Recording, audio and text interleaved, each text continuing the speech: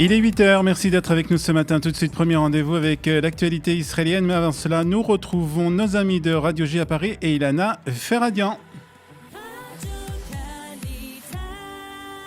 Sur nos studios à Jérusalem avec notre correspondant Olivier Granilic. Bonjour Olivier, on commence ce journal par les chiffres du coronavirus en Israël. Chiffre inquiétant, hier la barre des 4000 morts a été dépassée. En effet, 4500 morts, c'est le chiffre exact. 4500 Israéliens qui sont morts du coronavirus. Depuis le début de cette pandémie, un taux de contamination, Ilana, qui reste lui aussi élevé, alors qu'Israël est dans un confinement renforcé depuis déjà près de 10 jours. Demain, le cabinet Corona du gouvernement israélien est censé se réunir. Il devrait décider de rallonger l'actuel confinement au moins d'une semaine, peut-être même de prendre des nouvelles mesures. Nous sommes au milieu d'une troisième vague avec une augmentation du taux de patients nécessitant une hospitalisation. C'est ce qu'a déclaré le professeur Chezi Levi, qui est directeur du ministère de la Santé. Et justement, Olivier, les hôpitaux arrivent aussi à un taux de saturation inquiétant. Tout à fait, 1944 Israéliens sont hospitalisés ce jour à cause du corona. 1177 sont dans un état grave et 282 ont besoin d'une aide respiratoire. Les responsables de plusieurs hôpitaux ont clairement fait savoir hier que malgré les vaccinations, la charge de travail dans les hôpitaux est plus importante qu'elle ne l'était lors des vagues précédentes, probablement en raison des mutations, et ont averti que nous sommes à un moment critique de la crise. Et toujours sur le dossier sanitaire, à noter qu'aujourd'hui, les prisonniers israéliens et palestiniens vont commencer à être vaccinés. Hier, les autorités carcérales israéliennes ont annoncé la vaccination rapide contre le Covid-19 de l'ensemble de ces prisonniers, y compris, comme vous l'avez dit, des Palestiniens.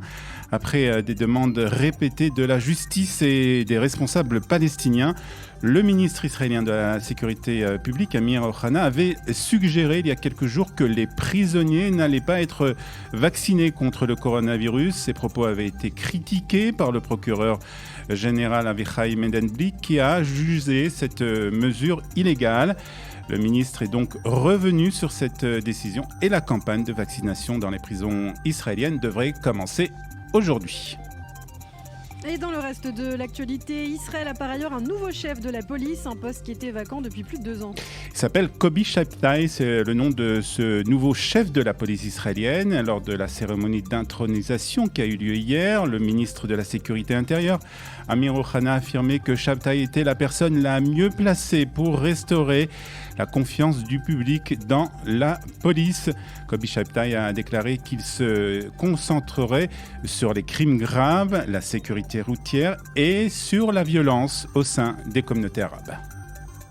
Et justement, Olivier, puisque vous parlez de violence, le Premier ministre israélien Benjamin Netanyahou a rencontré hier les maires et chefs des localités arabes en Israël pour en discuter. Il leur a promis de réprimer la criminalité au sein du secteur arabe de la manière qu'Israël réprime le terrorisme. C'est ce qu'a déclaré Benjamin Netanyahou.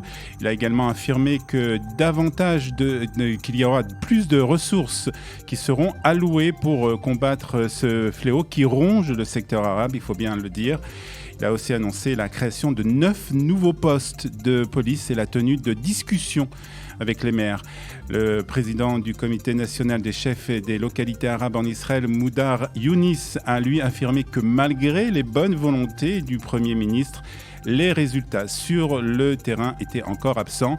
La semaine dernière, Benjamin Netanyahou a promis le début d'une nouvelle ère pour les relations entre les Juifs et les Arabes en Israël lors d'une rare visite dans la ville de Nazareth, au nord d'Israël, qui est à majorité arabe.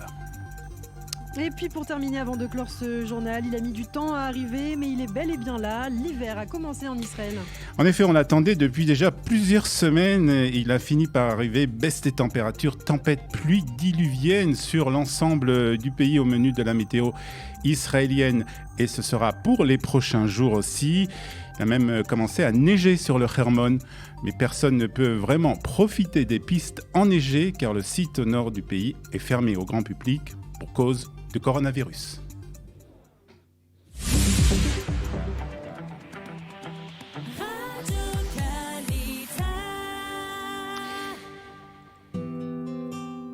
Et voici la météo justement de ce lundi 18 janvier 2021. Nous sommes le 5 Shvat et comme nous l'avons annoncé il y a quelques minutes, l'hiver semble arriver et semble être arrivé en Israël avec des pluies et des tempêtes qui sont à prévoir sur l'ensemble du pays aujourd'hui. Il fera 14 degrés à Nahariya, 8 à Safed, 9 à Jérusalem, 14 à Tel Aviv et 21 degrés à Eilat.